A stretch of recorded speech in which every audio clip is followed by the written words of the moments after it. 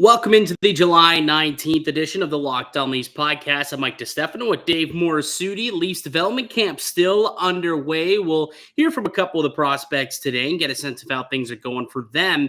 And Dave and I are going to be going and putting together our way too early Maple Leafs roster projection. I think we're into the thick of things where I'm not too sure if we're going to get too many more big names join the team. So I think we're safe enough where we can put together a roster projection at this point. So we're going to put it together right here on July 19th, and we're assembling it, assuming that it's going to be, October, whatever their first day is, mid-October. I think it's like October 11th or something, might be game one of the regular season. So that's what we got coming up on today's show. Should be lots and lots of fun. You're listening to Locked On Leafs podcast, part of the Locked On Podcast Network, your team every day. You're Locked On Maple Leafs, your daily podcast on the Toronto Maple Leafs. Part of the Locked On Podcast Network, your team every day.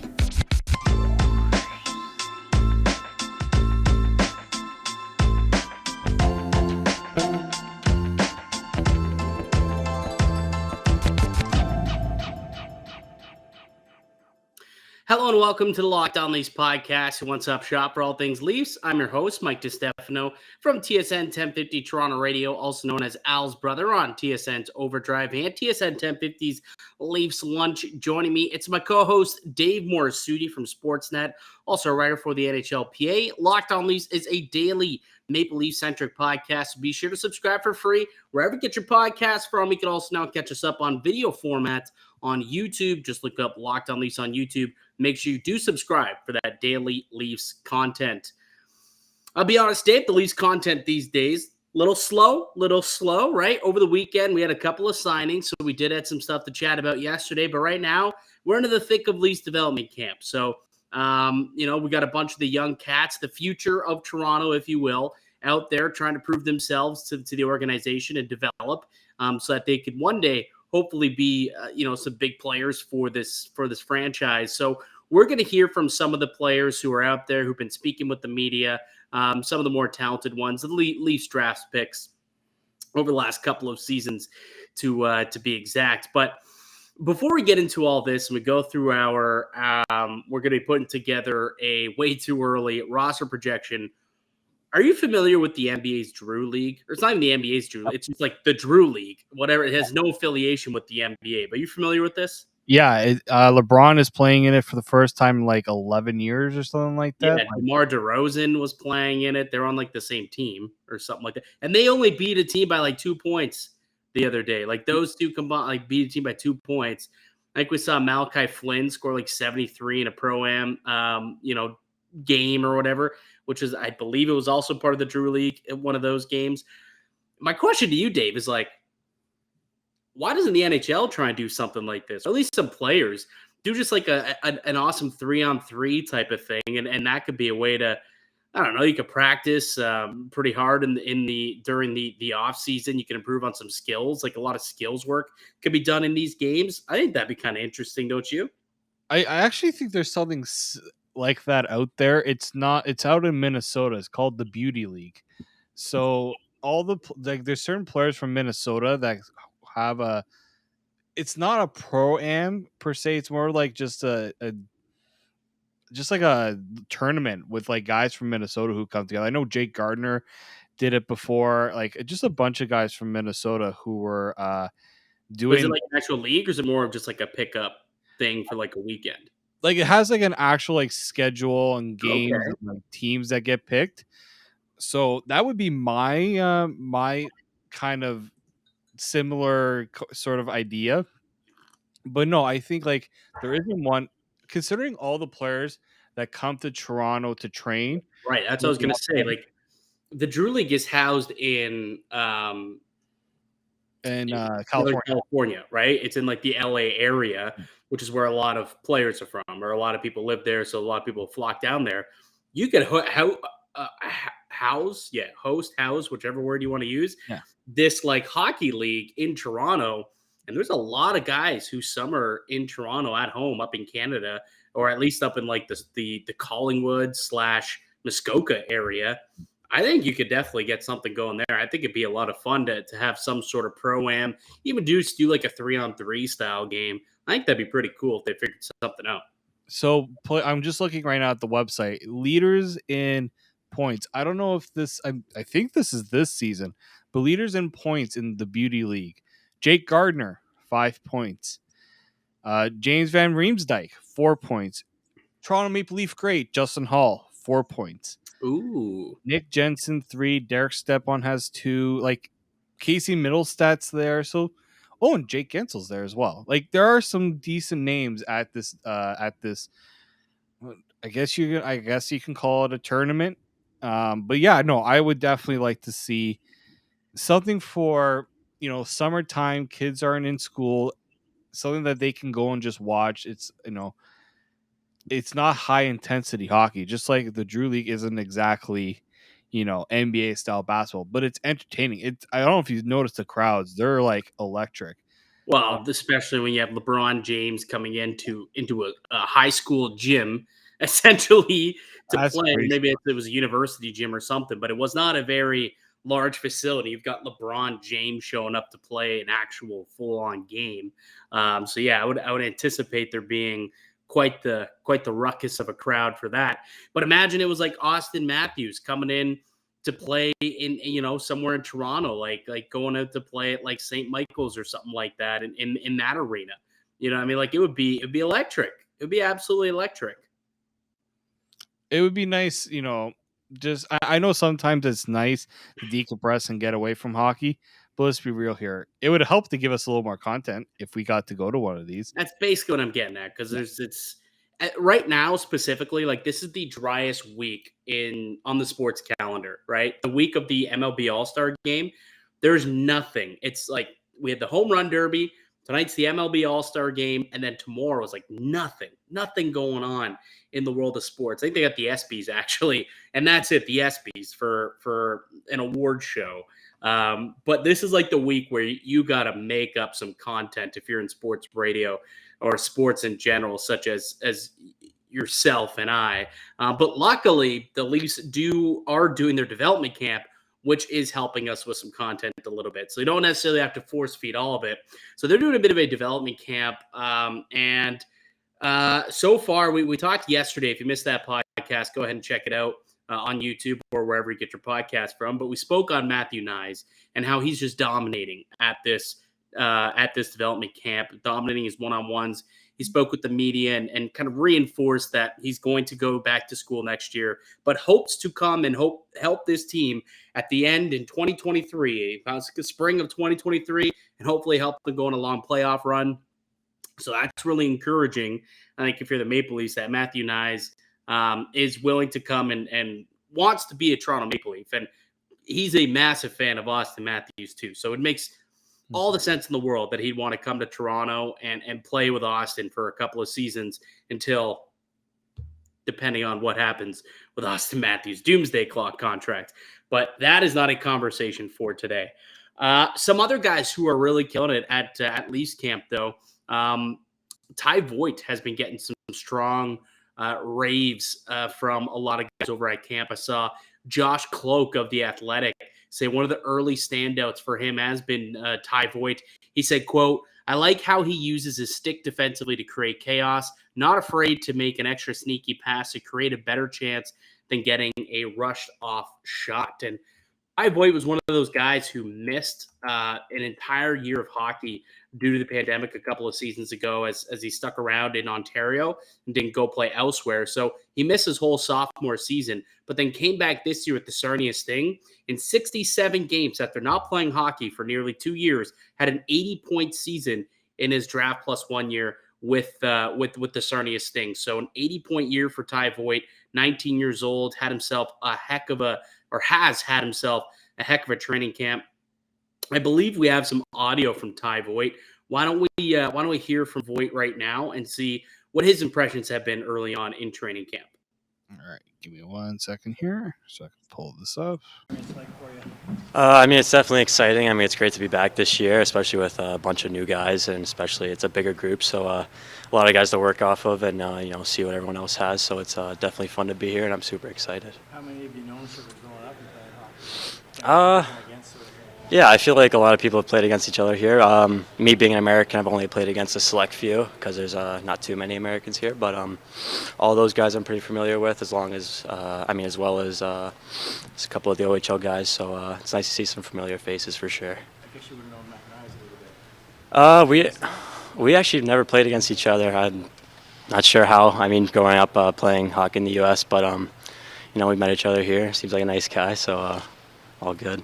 What did it mean for you to sign a contract with it's a dream come true. After I was drafted, that's obviously everyone's goal, and I think I worked myself to that point. I'm definitely excited to be able to have that opportunity. What allowed you to have such a breakout year this season? I think it was just a good mix of everything there. The coaching staff, the scouting staff, great teammates. I've never been a part of a tighter group, so the support there is unbelievable. Everyone's able to feel comfortable and bring their A game pretty much every game. I'd say that's kind of the atmosphere we built there. When you got drafted, you mentioned it's tough not playing that year before, but you spent it like a lot of time in the gym just trying to get stronger. Do you think that time away from the ice, doing that, may have helped you into that year at all? Like, does that? Yeah, I definitely say so. I wouldn't put all of it towards the gym. A lot of it is definitely with me being my size, but I think a lot of it, like I said, is just that atmosphere we have in Sarnia, and then also the gym. I think that helped me a ton. I definitely needed to be in there. I definitely needed to grab that extra few pounds, and that really helped me last year.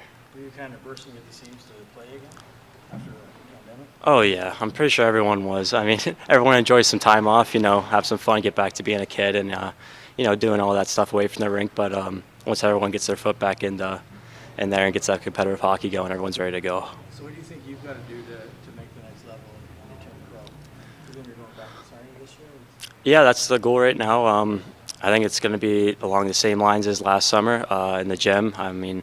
I think that's going to be my biggest thing throughout my career is getting bigger and just showing that it's not going to be a problem for me to deal with anyone out there physically. So that, as well as building my speed, and then my shot's also something I've been working on a lot. I want to be able to be a threat from everywhere. So those are the biggest things. Do you have a particular player that you model yourself after? I'd say one. Yeah, I'd say one player would be Johnny Hockey, Johnny Gaudreau.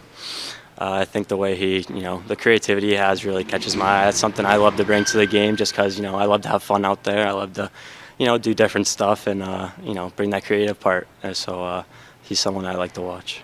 How difficult was it last winter, like 2021, when the O was shut down and you didn't know if there was going to be a season, you get a few games, no games, and hockey players are such creatures of habit, and you don't have an end goal in mind. How difficult was that to still try and turn it into productive time?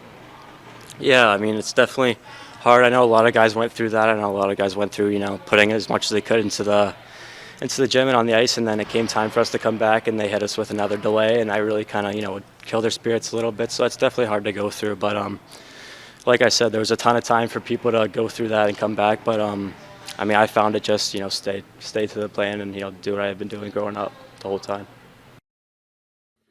All right, so there you have it. Ty Voit speaking on what he's been going through, I guess, through the last couple of days at development camp, and over the last couple of years, likened himself to Johnny Gaudreau's game. And I think anybody who's an undersized skill player is going to say Johnny Gaudreau was like the guy who they modeled their game after. He's 5'9", 150-ish pounds. So, he's a very small end individual, and he's hoping to be the next Johnny Gaudreau, but it doesn't always work out. But as a fifth-round pick, man, the guy's got a whole lot of skill. Hopefully he can put it together for the Maple Leafs at some point. Yeah, and I think hearing how he discussed like the adversity he went through with the season being up and down and having it shut down, like I think that's something you can use to your advantage, to know that you've dealt with the mental hurdles of the pandemic and kind of just stuck through it. Like I liked his kind of, you kind of just, you get discouraged, but you just stick with the plan, right? And a lot of these guys have had to deal with it, especially younger players. These years, you talk about how these years are so crucial to the development. And I just kind of like the answers he had there about that, and how he was just, you gotta just keep going forward. And I'm very I'll be watching a lot of games, I'll say, of Sarnia going going forward, because this is a guy that I have. It just seems like he has a good head on his shoulders, and he's a very promising prospect. I just checked, actually. It looks like he's grown a little bit on Elite Prospects, which looks like a more updated, for height, weight, and all that. 5'10", 160 pounds. So he has gained about 10 pounds since being drafted. He's grown about an inch. We'll see if he can grow, and he is hoping to put a little bit more onto that frame, I would assume, at 160 pounds. But he is also a guy who is looking to make Team USA at the upcoming Summer World Junior Championship. So Ty Voit's going to be a name that we may be able to watch at the World Juniors next month, which would be pretty cool if that is the case, considering he didn't get a chance to do it last year. But this summer, maybe he will. All right, why don't we take a quick break, Dave? When we get back, we'll hear from a couple of other draft picks, including the local kid who they took in the third round, Moldenhauer, who they took. And he shared a pretty cool little anecdote about who he ran into in his first couple of days after being drafted. So we'll hear from him there. But first, we'll hear from you about our show sponsor, Built Bar. Yep, from the people who invented healthy and tasty comes the latest gift to your taste buds. You probably tried the amazing coconut brownie chunk bar, but guess what? Your friends at Built have now given the coconut brownie chunk the Puffs treatment. That's right, the coconut brownie chunk Built bar flavor you love in a deliciously chewy marshmallow covered in 100% real chocolate. It's like a fluffy cloud on coconut brownie goodness. But stop drooling and listen. They're good for you. Low calorie, low sugar, high protein, and all delicious. And remember, they're only here for a limited time, so make sure you don't miss out. They are going fast because they taste amazing. As with all Built bars, these ones are made with collagen protein, which your body absorbs more efficiently and provides tons of health benefits. Eat something that tastes good and is good for you.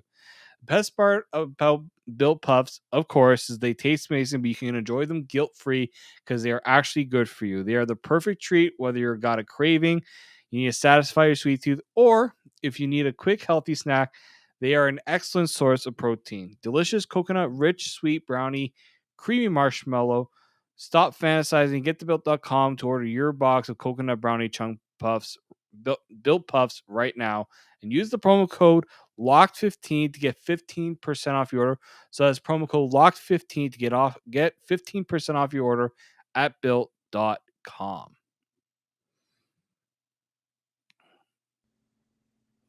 Welcome back into the Locked On Leafs podcast. I'm Mike DiStefano with Morassutti. We're hosts here at Locked On Leafs, a daily Maple Leaf-centric podcast. And a lot of other people leave throughout the summer. There's not as much Leafs content throughout the summer, but I got to tell you, we put out our 500th episode the other day, and the amount of people that actually said, hey, we haven't been around for the full 500 shows for you guys, but we picked up on your show in the off season and have been a big fan ever since. We've been watching since then. That's great to know, man. That makes us feel validated for putting in the work in the off season, where a lot of other, hockey podcasts, hockey blogs, vlogs, whatever, kind of take the time off. Not us here at Locked On Leafs. We're here all summer long, just along with you guys to let you know what's going on with the Maple Leafs and give you that hockey content you crave each and every day. So we talked about Ty Voit, talked a little bit about Matthew Nyes, sort of. Somebody who was drafted this year by the Toronto Maple Leafs, also at Leafs development camp, is local kid Nicholas Moldenhauer, kid from Mississauga. He had a great little quote about who he ran into. Apparently, he's been working out at the Leafs facility ever since being drafted. Why don't we hear from Nick Moldenhauer and see what he had to say about his time the last couple of weeks with the Maple Leafs. What's this last couple of days been like for you? They've been really good.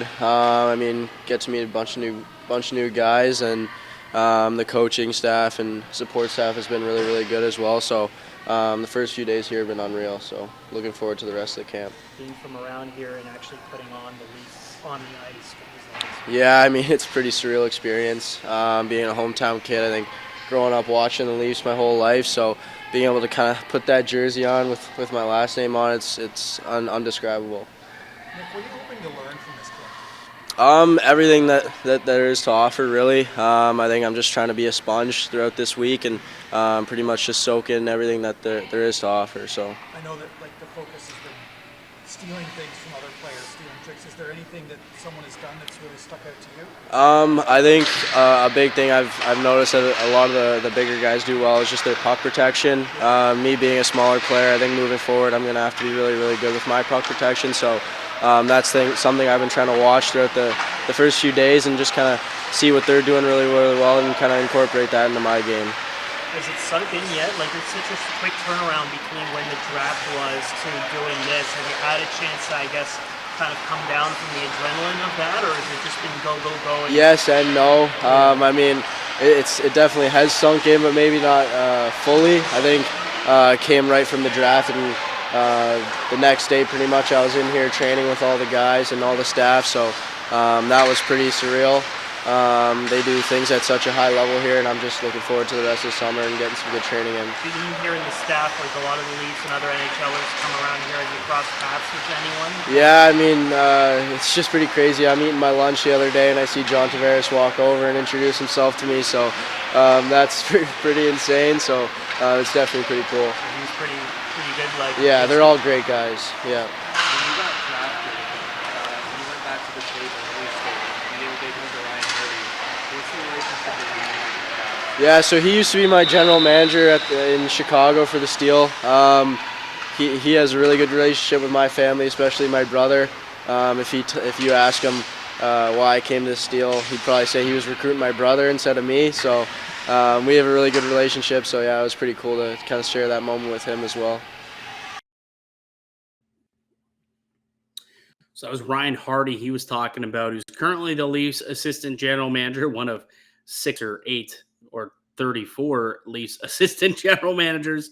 Ryan Hardy, who came through the Chicago Steel organization, which is where Nick Moldenhauer was last season, had 43 points in 41 games, was a third-round pick, 95th overall by the Maple Leafs in this past draft. And like I said, Mississauga native, so hometown boy, hoping to one day don the blue and white as a member of the Toronto Maple Leafs. Why don't we take one more break? When we get back, let's just get into let's go ahead and do our way too early Leafs projection lineup. None of these guys are going to be on this list. I'll tell you that right now. I wish Matthew Nyes could be on this list, but he's just not going to. But there are a couple of names that might not surprise you. Perhaps. We'll see. That's coming up next here in the Locked On Leafs podcast. Welcome back into the Locked On Leafs podcast. I'm Mike DiStefano, Dave Morassutti with me. We're hosts here at Locked On Leafs. So we're still a couple of months away from the drop of the puck of Game 1 of the Maple Leafs 2022-2023 season, Dave. But what we're going to do is we're going to go ahead and we're going to put up our way too early Leafs roster projections. So don't put up the slide yet. We'll go through the whole team, and then we can put it up as a visual afterwards. So why don't I'll start and go through the players who I believe or the lineup that I think that we'll see for the Maple Leafs, my projection. So I don't think that we're going to get a change up top. Bunting, Matthews, Marner, one of the best lines in hockey last year. Ooh, don't broke what ain't fixed. So keep that line together if you're is that not the don't broke don't fix what ain't broken. You're close. Yeah, that's the one. That's it. Yeah. What Dave said. Either way, keep them together as the first and top line for the Maple Leafs. And I imagine that would be the case going into next season for Sheldon Keefe as well. Second line. So John Tavares going to be the center. William Nylander probably still going to end up being on that wing. They'll try and make it work as much as possible. It didn't work last year, but maybe it'll work this season. Something else that I want to mention that I don't think has gotten a lot of play. A lot of people kind of not loving what John Tavares did a season ago. You and I being one of them, thought he took a step back. He wasn't healthy last offseason, which means he never really got a chance to train, I suppose. And, he would tell you that that's probably led to it being such a down year for him. But having a full offseason to train and be healthy I mean, you saw what happened to Steven Stamkos, in his 30s, who's actually a year older than Tavares, finally had a healthy offseason for the first time in a while and had the best year of his career. Maybe John Tavares can have a very similar type of bounce back this season after being healthy, where he wasn't last year due to what happened to him in the playoffs and the cool Corey Perry concussion thing. So I do want to say that is something that Leaf fans should probably hope and pray for, that he does turn it around. And I mean, there's some validity to it, I think. So Tavares, second line center with Nylander. I've got Nick Robertson as the second line left wing spot. And the reason why I have this player here is simply because I believe that they're $1.5 million over the cap right now. I think that there's no chance they are able to bring back Alex Kerfoot next year. I just don't think there's a chance. I think that he will be dealt at some point through this offseason. And if he does get dealt, it'll be more of not necessarily cap dump, but like you're not bringing back a similar player to replace him at a similar cap hit. You're probably bringing back picks or prospects, and you're going to have to find somebody else to elevate into that second line role. And Nick Robertson has a good enough shot where I think that he probably is your best chance to succeed in a top six role. So I got Nick Robertson as my second line left winger. My third line, I've got Engvall Kampf and Calle Jarnkrok. We spoke about this at length in yesterday's podcast. I think that those three as a shutdown line will be tremendous. Like that's a legitimate checking line where, you get a defensive end face off. That's the guys you're sending over the bench, right? And I think that they'll be able to be they'll be able to do that job very, very well. So I think that would be the third line. And then my fourth line, Nick Aube-Kubel, Adam Gaudette, and I have Joey Anderson making the team coming up from the minors of the AHL. I think Joey Anderson has an opportunity here to potentially just be a younger it factor type of guy. They're looking for more energy, someone who might be able to score a little bit, but also isn't afraid to lay the body. And he's a young power forward, and Kyle Dubas talked about at the end of the year how he wanted to see some AHL guys push through. And I think Joey Anderson's probably at the top of the list for guys who will have that opportunity, along with, I guess, a Nick Robertson. So I've got Joey Anderson making the team out of camp, unless we see some other moves or some other players coming in. But if this is kind of the roster that they end up going into the season with, I believe Anderson makes the team and will be the fourth line right winger. As for my blue line, I've got Morgan Rielly and Timothy Liljegren. So this was interesting. So here's my lineup as a whole. So I've got Rielly, Liljegren, Muzzin, Brody, and Giordano and Sandin. So you notice that Justin Hall's not on this list. He could potentially be traded, which is another reason why he's not on this list. But also, I don't know. I debated on potentially putting Justin Hall in my right, like where Liljegren is, and then having Liljegren where Sandin is, and Sandin either being dealt or being off of the out of your top six entirely. But ultimately, I was looking at some of the numbers this year, and Rielly and Liljegren actually had a pretty solid outing when they were paired up together. Those two, one of the better pairings out there in expected goals against per 60. Didn't give up a whole lot in comparison to what Morgan Rielly and Justin Hall had given up, or you just take a look at the goals against, rather, with those two out there together. So I think that there's a chance that could work, maybe. I'm hoping that could be the case at the very least, that is something that could definitely work for the Maple Leafs. And so that's where I got on my first lineup, or my first pair. Second pair, Muzzin Brody. I think that Brody needs to be attached to Jake Muzzin to kind of elevate his game at this point. That's that shutdown duo. And then Giordano and Sandin. When Sandin was playing, he was one of the more elite defensemen, third pair defensemen, I'll say, third pair guys. I don't want him on the right side. Neither does Kyle Dubas, but honestly, you're not going to flip Giordano over to the right side. So that's probably how you're going to have to play it, unless Sandin's not on this roster, which is entirely possible that he is not. But if he is, this is how I believe the 6-man unit will look come opening night. And then Matt Murray and Ilya Samsonov, obviously, as the 1-2 punch in goal. So that's my lineup, Dave. Thoughts? How's yours look? How is yours different?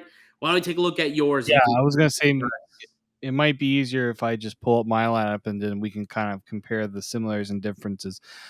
So, yeah, like yours, I have pretty much the top 3 lines the same, just because I don't see any other combination that really like sticks out as a better option than what's there, and what the Leafs have. Obviously, with Kerfoot likely being traded, you pretty much made the case that it's got to be somebody that's going to bring some offensive punch to that second line, and hopefully Nick Robertson's also got the defensive game to also step up into a top 6 role. I think that's maybe where they are a bit hesitant to put Nick Robertson in that position, but really there's not a better option there.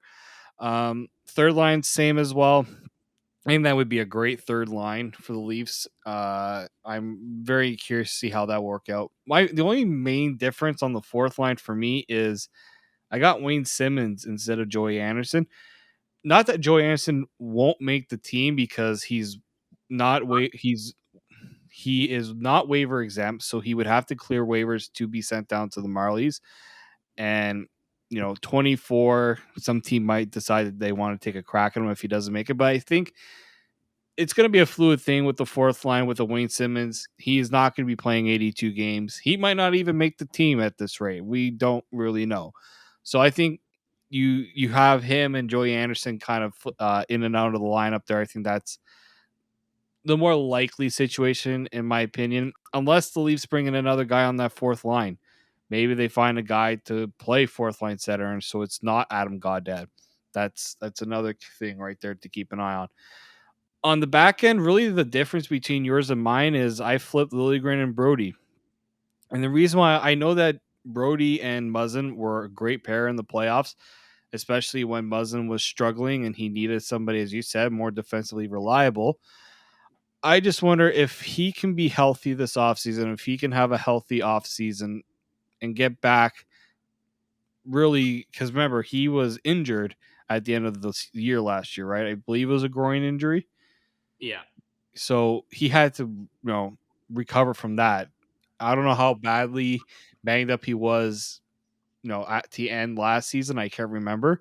But I think that if he can get back to being healthy and you put him with a Liljegren, I think that would be my desirable option, because I don't know if I want to put Liljegren in that top pair just yet. He could get there one day. I just think it might be a little too early for that.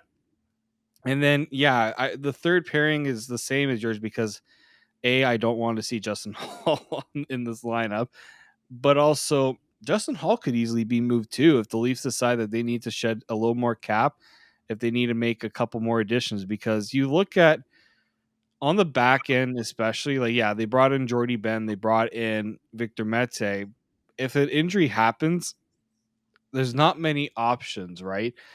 And also up front, there's probably a little more options if an injury does happen, but I think the Leafs are going to want to look at how can they improve the depth. I know they're going to look at adding some younger guys to give them opportunities to make the team, but I don't think this is a complete roster yet. I think there's still a few moves. I know people are going to say, the cap, they're over the cap. You move out a Kerfoot and a Justin Hall, and that's just over $5 million you open up right there. I think 5.5. So I think that's where obviously this is a way too early lineup prediction, but as it sits right now, this would be my optimal lineup. Whether people like it or not, this is what they have to work with. Yeah, and I think that's completely fair. I think both, you can make the argument for and against. I think for me, the reason why, and I know, Liljegren, is he ready for top pair minutes? No, I don't believe he is. But I was just looking and seeing how he and Riley paired together last year, and they actually played quite a bit together. I was surprised. At 5-on-5 last season, they played 141 minutes together, or 146 minutes together at 5-on-5. and ended up having a 56% shot share and a 61% expected goal for percentage as a duo out there for the Maple Leafs.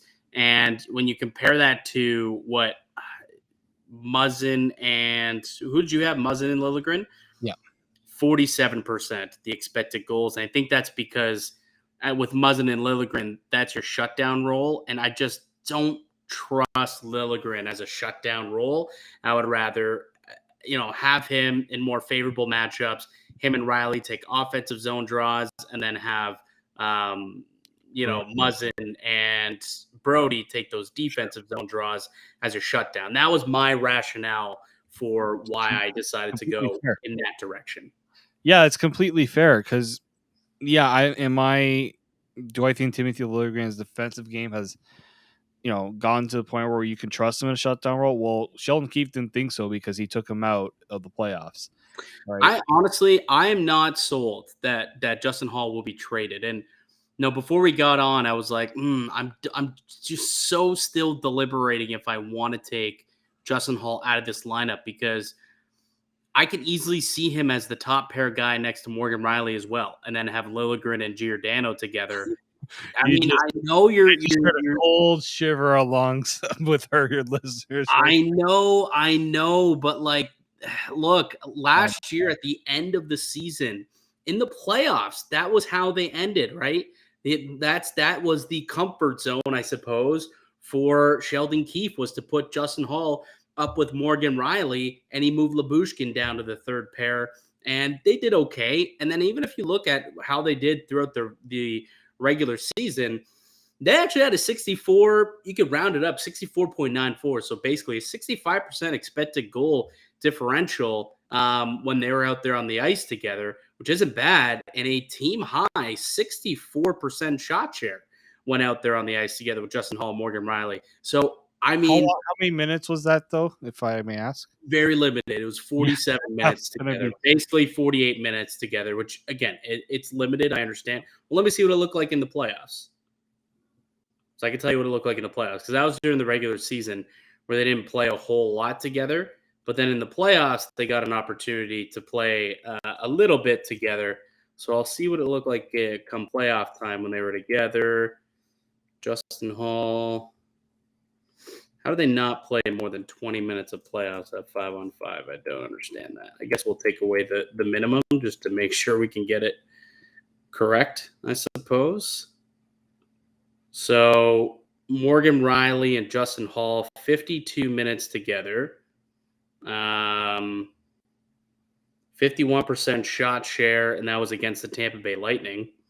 And a 57% expected goal together against the Tampa Bay Lightning. So not bad. No, it's not bad. It's just, I think a lot of people also think an 82-game season of Justin Hall on the top pair might be a little dicey. At the same time, there's not a guy in free agency you're going to bring in that's going to, there's just not an option out there in free agency unless it's a trade, but then you're, again, dollar in, dollar out.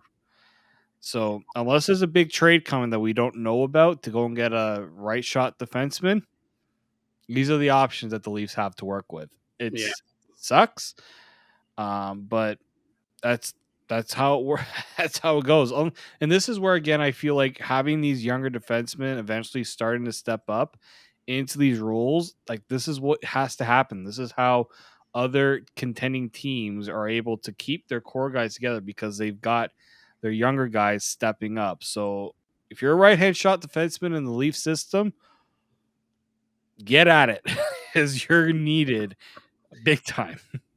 Yeah, you're not wrong. Definitely need a big time. But yeah, we'll see what ends up happening, though. There's still a couple more months to go, I think, before they can get that, before they can kind of put all that together, I suppose. I'm just trying to see if I can find the true numbers here